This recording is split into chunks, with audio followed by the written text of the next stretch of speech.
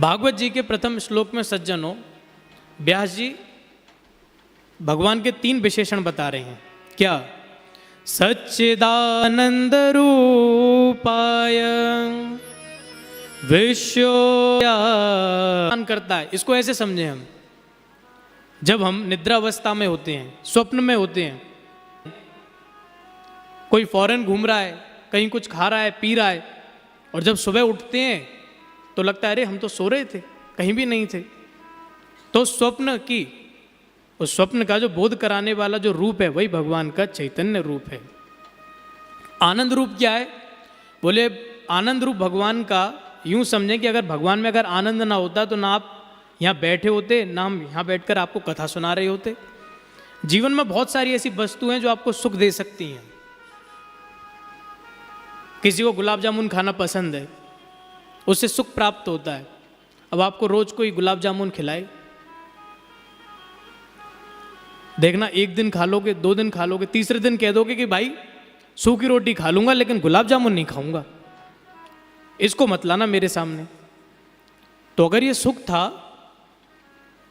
तो फिर दुख में कैसे बदल गया?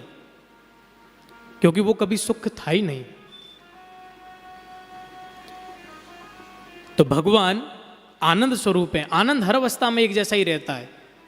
किसी को भगवान की कथा में आनंद मिलता है, किसी को घूमने में आनंद मिलता है। तो आनंद वो है जो कभी मिटता नहीं है, और आनंद देने वाले तो केवल भगवान और भगवान की कथा ही है। तो यह है भगवान का रूप। अच्छा, रूप बहुत अच्छा है भगवान का, लेकिन करते क्या है भगवान?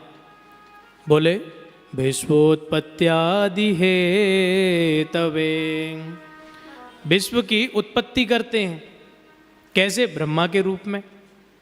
उसके बाद पालन करते हैं नारायण के रूप में, और अंत में भगवान शिव के रूप में संहार कर देते हैं। गोस्वामी जी इसी की टीका कर रहे हैं।